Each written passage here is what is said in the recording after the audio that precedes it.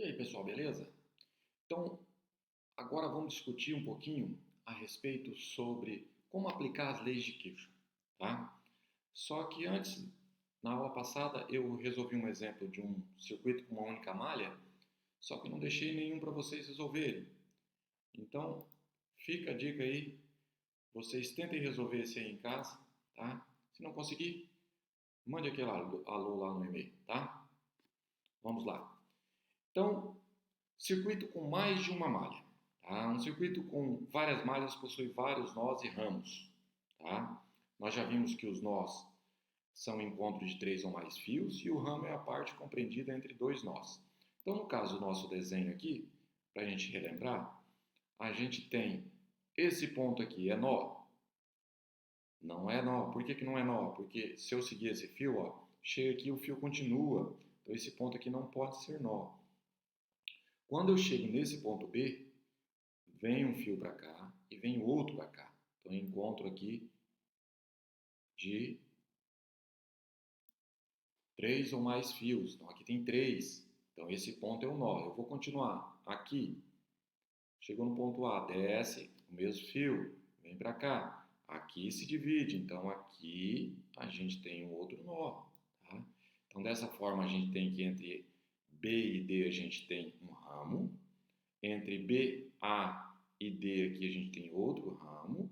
E nesse pedaço aqui, mais um ramo. Tá? Então, são um, dois, três ramos aqui. Tá? Então, a gente tem que tomar esse cuidado. E aqui a gente tem uma malha e aqui a gente tem uma outra malha desse lado. Então, quais são as correntes nos três ramos do circuito? Essa é a pergunta importante. Percebe que ele já deu aqui, já indicou o sentido das correntes. Se não tivesse indicado, seria um sentido arbitrário, a gente escolheu um sentido. Opa, professor, como é que escolher sentido?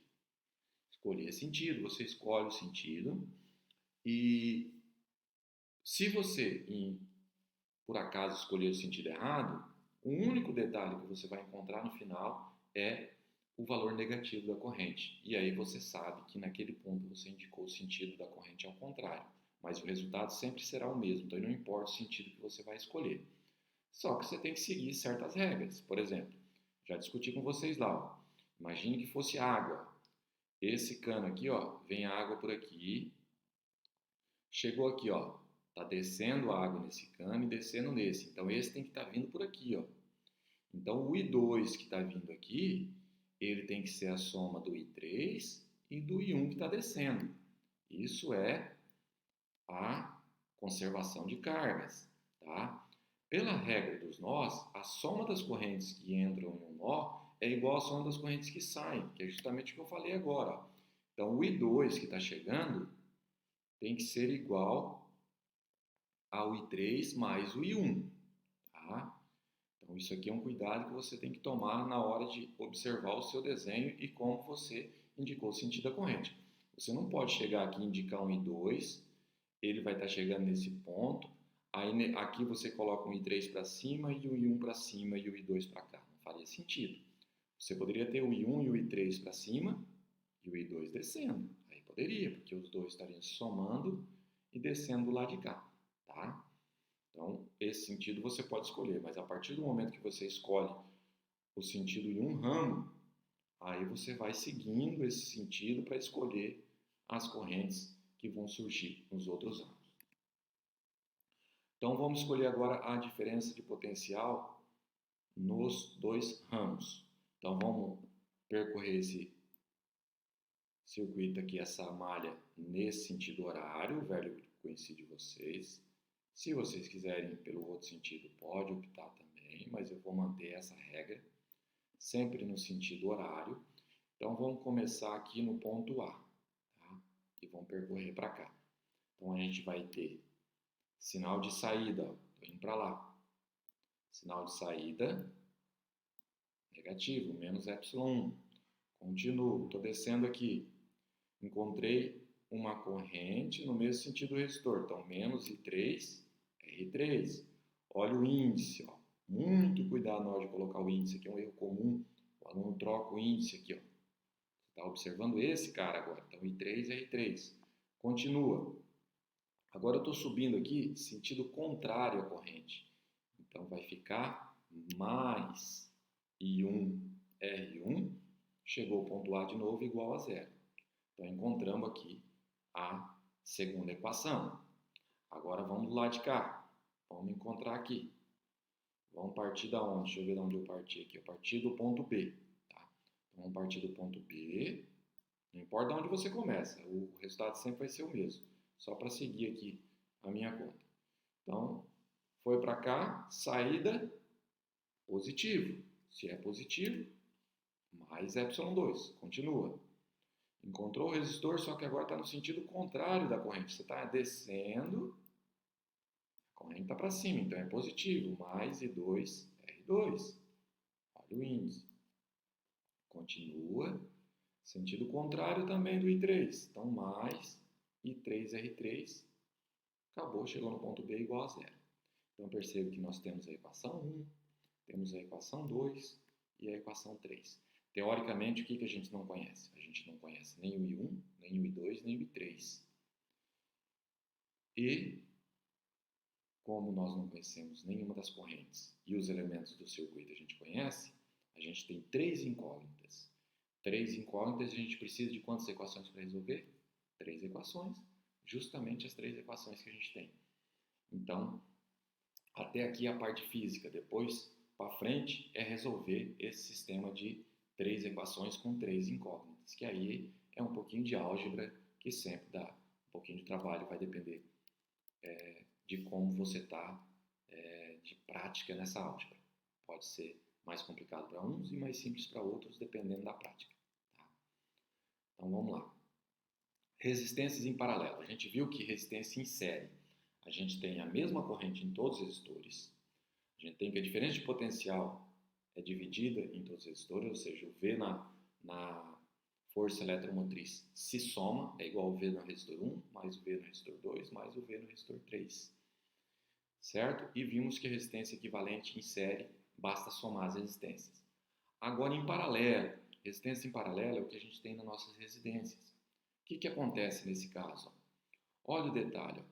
Se você tem aqui uma corrente I, que vem aqui da força eletromotriz da bateria, do menos para o mais, vem a corrente I. Chegou aqui, ó, vai descer um I1. Para cá vem um I2 mais um I3. Chega aqui, desce um I2, um resistor 2, e aqui desce um I3. Esse 1, I2 e I3 foi chamado desse jeito só para dar nomes. Poderia ser X, Y, Z, do jeito que você quisesse. O que importa é que essa corrente que vem aqui, ela está se dividindo no I2 e no I3. E no I1 que desce aqui. E sai aqui. Tá? Nessa situação, pessoal, as resistências em paralelo, elas têm todas a mesma diferença de potencial. Essa é a principal característica de uma ligação em paralelo. O mesmo que acontece lá em capacitores. A DDP em paralelo sempre é a mesma. Aqui vem um detalhe interessantíssimo. Na nossa resistência, a gente não usa ou 127 volts ou 220 volts, dependendo da região, mas a maioria das regiões usam esses dois valores para diferença de potencial. O notebook, a fonte do celular, tudo, as lâmpadas, chuveiro elétrico, o que mais? As torneiras, as televisões, aparelhos de DVD, tudo isso aí usa 127 volts ou 220 volts. E toda tomada que você pluga, ou é 127 ou é 220 volts. Como que é possível isso? É possível porque toda a nossa ligação da residência é feita em paralelo, para ter a mesma diferença de potencial. Só que aí vem um dado interessante. A diferença de potencial é a mesma, né? E, pela regra dos nós, a corrente que chega é a soma das correntes em todos os fios. Tá? E a resistência equivalente, 1 sobre a resistência equivalente, é 1 sobre RJ. Ou seja, é o inverso lá do capacitor, é o mesmo que o capacitor em série. O capacitor em série que a gente faz desse jeito. E isso vem para a gente fazer um outro comentário em relação à nossa resistência. Você já deve ter percebido que se você ligar muitos aparelhos elétricos à nossa rede elétrica, o disjuntor acaba disparando, ele cai e desliga a rede. Porque quando a ligação é feita em paralelo, quanto maior o número de resistores que você vai ligando numa num circuito em paralelo, você vai reduzindo cada vez mais a resistência total. E a corrente elétrica vai aumentando cada vez mais. Então, se você ligar um número muito grande de aparelhos, você corre o risco de incendiar a sua rede elétrica. Mas por que não incendeia? Porque a chave lá, o nosso disjuntor, desliga a rede com um sistema de segurança. Tá? Então, aquele sistema da chave cair é para salvar a rede elétrica e não correr o risco de incêndio. Tá? E isso ocorre porque a resistência equivalente vai reduzindo cada vez mais e a corrente elétrica vai aumentando e aquece os fios. Vamos fazer um exemplo, então, de leis de Kirchhoff, que seria o nosso primeiro exemplo aí com duas malhas. Então, a figura mostra um circuito com mais de uma malha formada por uma fonte ideal e 4 resistências. Temos aqui R1, R2 igual a 20, R3 igual a 30 e R4 igual a 8 e a força eletromotriz igual a 12. Qual é a corrente na fonte e qual é a corrente que passa pelos resistores 2 e 3? Como só tem uma fonte, pessoal, no sentido da corrente a gente vai optar, né, do menos para o mais, que é o sentido convencional. Aqui vem um I. Então, ó, se esse I está vindo aqui está passando o I.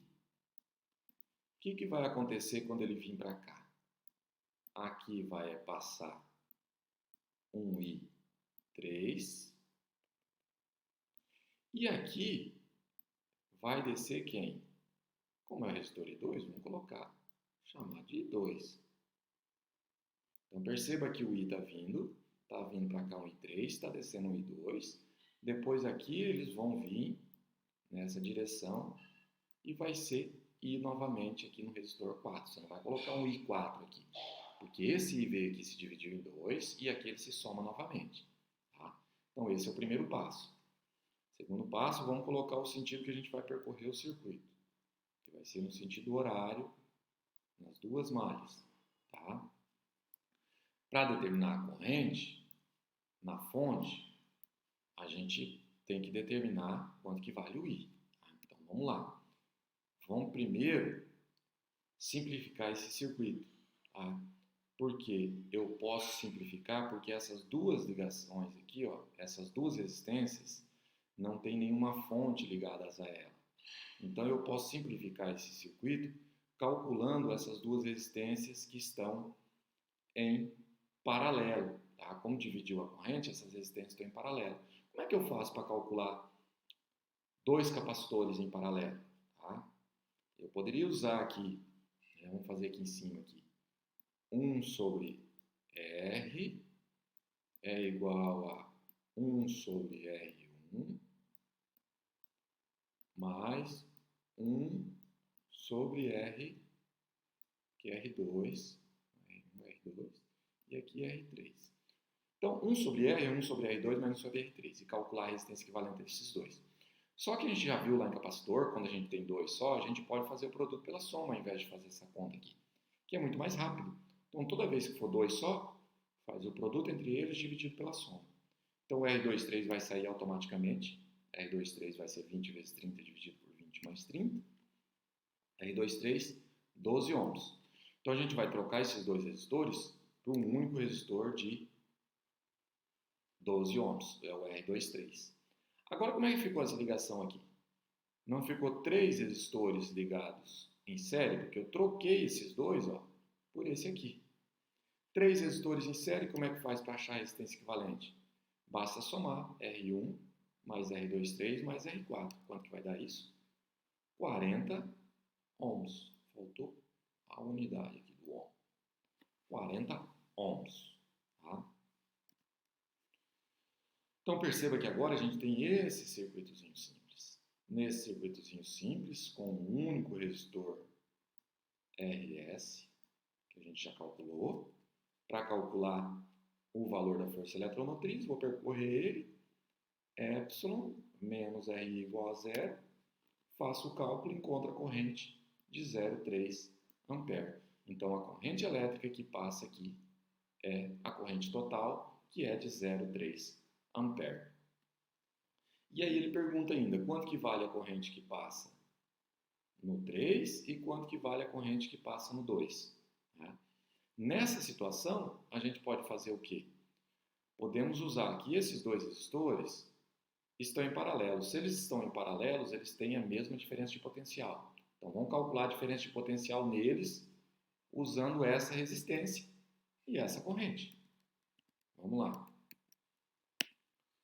Então, a diferença de potencial em 2,3 vai ser R23 vezes a corrente, vai ser 3,6 volts. Então, tanto o resistor 2 quanto o resistor 3 estão sujeitos a 3,6 volts.